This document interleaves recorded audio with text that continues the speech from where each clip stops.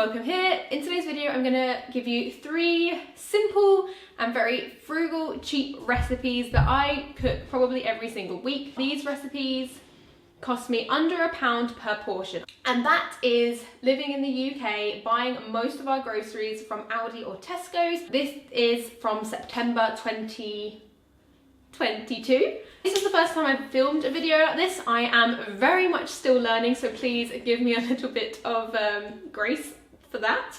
The 3 recipes we are going to be cooking is a bean chilli, then I'm going to give you my mushroom bolognese, and finally I have done our mushroom and black bean fajitas, which I make my own tortilla wraps for. Let's get into the video. These are the ingredients minus spices and oil for the bean chilli. We have a tin of kidney beans, and these ones from Aldi come with the chili sauce, and then these taco mixed beans, again they come in sauce as well. Then we normally add in loads of garlic. It's probably half a head, and I like my garlic so I put a lot in. A stick of celery, a big carrot, an onion and a pepper. We normally have like oregano and a few other spices that I need to get out. And I sometimes, after tasting all of this, I sometimes add a stock cube. So that is pretty much, other than oil and spices, all of the ingredients we need for the chili dish. You can of course add more or less veggies to bulk this out if you'd like, but this will cost more depending on what you add in. You can have this chili with either rice or wraps or jacket potatoes. For tonight's dinner we chose jacket potatoes, but the dish will change how much it costs depending on what you have it with. Rice will always be the cheapest, and so will wraps if you make your own. Potatoes are normally a little bit more expensive, but it's still a really cheap option.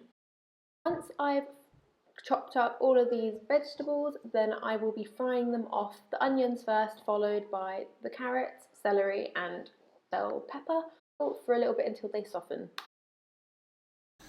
I start by adding a good amount of rapeseed oil to my cast iron pan, followed by the onions. Once that oil has heated up, I fry them off a little bit until they're a bit more soft. Going to add a little sprinkle of chili powder. We do not need much because we get our chili powder from Asian markets, and oh my goodness, it's a lot spicier. Gonna add in a tiny sprinkle of turmeric, only a little bit, and a tiny bit of ground cumin, just a little bit, maybe a little bit more.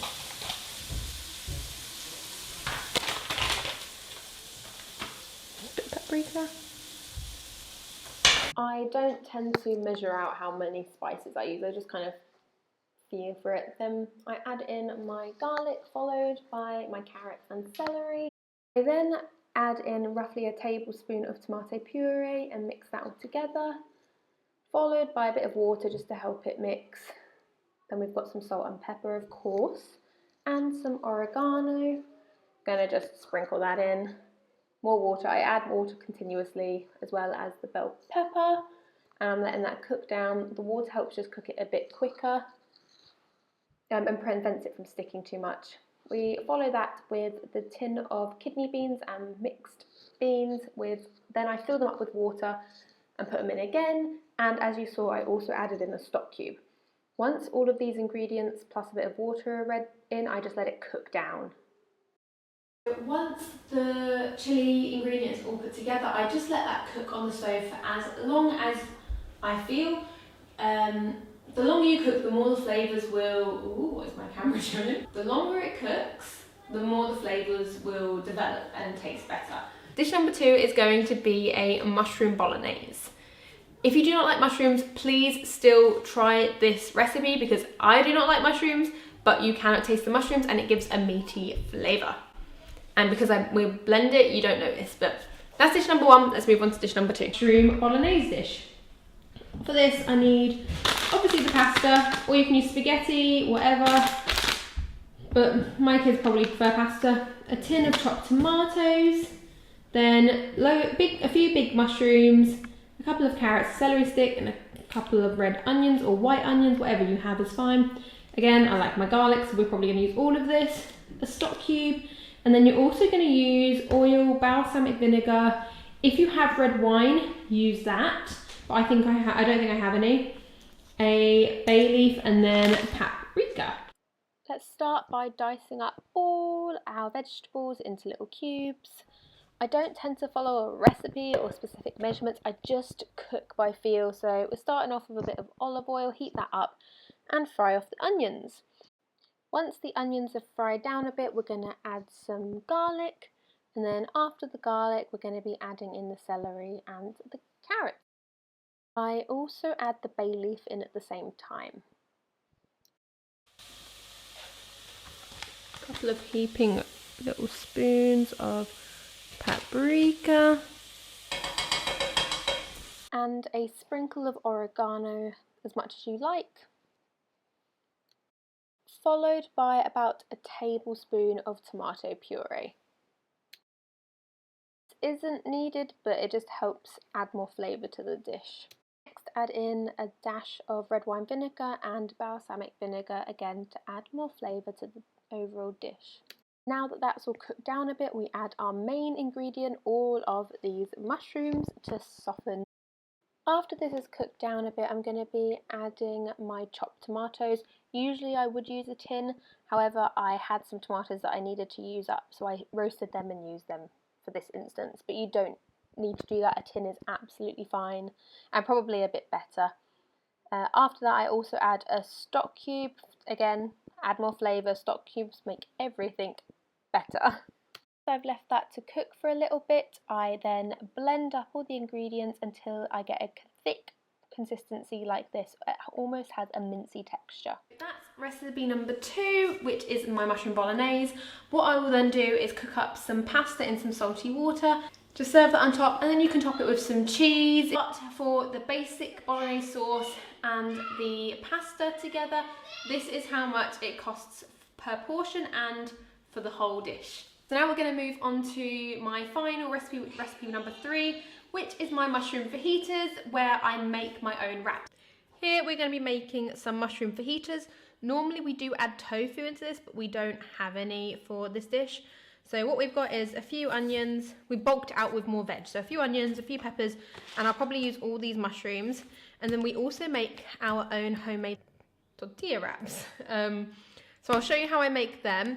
Honestly, we probably make about 8 wraps for about 20p.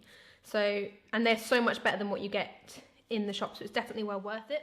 I start by making my fajita marinade for all of the vegetables. We use some rapeseed oil. I use a huge glug of this, quite a few tablespoons worth. And then I pretty much just add in any herbs and spices that I have that I think will work. If you don't have a lot of these, like paprika is what I'm using here, then you can buy a packet, like a fajita seasoning packet. Just put in some oregano, a bit of onion powder, followed by some garlic powder, and then there's also going to be chilli powder, as well as coriander, cumin, garam masala, ginger, salt and pepper and turmeric. You don't have to use all of these, this is just because that's what I had in, but you can use what you do have, any sort of these spices together. And I don't measure, I just add in however much I feel. But again, you can just get one of those packets to make your life a bit easier if you wanted to as well. Then we're just going to mix this all together until it's a runny paste. And then all of the vegetables I have chosen to put in these fajitas, I am cutting up lengthways and mixing them into the marinade. You see that I ran out of space in this bowl shortly, so I've had to spread it out over the tray and the bowl because there's a lot of vegetables in this. Ooh, it's a very full tray. This should hopefully serve, probably about 3 adults, I'd say. And then what I'm going to do is, because I don't have any protein in the dish because I haven't got the tofu, I'm going to make some refried beans with these black beans. So I'm going to do that. This is going to go in the oven. Again, I don't really time things. I just kind of crank the oven up to wherever I feel, shove it in the oven until it looks done. I don't really follow recipes, so I don't know why I'm doing this video really. So we're going to turn the oven on and plonk that in the oven. A tin of rinsed black beans, and I'm going to be putting these in to this pan with a bit of oil, some water, probably half a teaspoon of this. I would just make my own dressing, like similar to what I just made, but I've got this and I need to get it used up. But if you don't have any of this, or you don't want to spend the money on it because it wasn't cheap, luckily a friend gifted it to me, then you can just make your own of the same dressing as what I made. But I'm going to use a couple of, like maybe probably the equivalent of a teaspoon of that. I'm going to fry this off for a bit and then add some water. Once the beans have cooked in the water for a bit and all the flavours are able to combine, I blend it all up in my blender until it's not completely smooth. It's still a bit chunky, but it's a good, like, hummusy consistency, I guess. So we've added 500 grams of flour. Oh, let's not lean on it. 500 grams of flour, and I think there's a couple of grams of salt in there, but I just crack it until I think there's enough. Then we're going to add oil to this and blend it and slowly add the water. I used to do this by hand, but then my dad gave me this a while back, so I'm now using this with the dough attachment. I can't remember what these are called, but I'm mixing in the salt to the flour, and then I'm just going to add in a couple of tablespoon of rapeseed oil and mix that together before I then add around 250 ml of water to the 500 grams of flour. That's the rough ratio, is about half the amount of water to flour. And this ratio should make us about 8 wraps of all weighing about 100 grams each. Get these wraps started before I start on anything else normally, because they will need to sit for 10 to 20 minutes for them to rest before we then be able to roll them out. Once the dough is all combined and we have a ball of dough, I will leave that to rest in the mixer for 20-ish minutes, and then once that's rested, we're going to roll it out onto the side with a floured surface, cut it into 8 equal or roughly equal balls, all weighing about 100 grams each, and then one by one I will roll these out and fry them on my chapati pan. You can use any frying pan, but we have this old bent chapati pan that has been an amazing add-on to our kitchen. We absolutely love this gadget and was well worth it. So we're going to roll these out. I am not the best at rolling out the wraps. Normally I make the dough and cook them, but Joel normally rolls them out. He was not here today, so I will. So once the chapati pan is nice and hot, then we can fry off the wraps. It does tend to be that the first one is a bit like your first pancake, and they don't go as well. Here we are, you can see that it's starting to cook, and then once it starts to bubble, I know that it's about ready for me to flip, and then I cook it for on the other side, and that's it. It is super duper simple. It takes a few times to get the knack down of this, but once you know how to make your own wraps, trust me, you won't go back, because they just taste so much better. They're 100% worth the hassle of making them, and now it becomes a regular part of my cooking if I'm making something that needs wraps. This is what the final dish looks like. I've got mayo, refried beans and the vegetables, and I've topped it with a little bit of cheese. Probably have a couple of them, and that's what's for dinner. You can also add lettuce, cheese, mayo, all of them added extras to put into your wraps to bulk it out, of course, for a bit more money. But for the basic beans, vegetables and wraps, this is how much it costs. I hope this video was helpful. I hope you enjoyed it and that I gave you some ideas on how to save some money on your food shopping. If you like this video, please give it a thumbs up and comment down below. If you like it, I can try and do more recipe videos. I've learned a lot from doing this, so hopefully the next one would be better. I hope you have a great day, friends. I'll see you in my next video.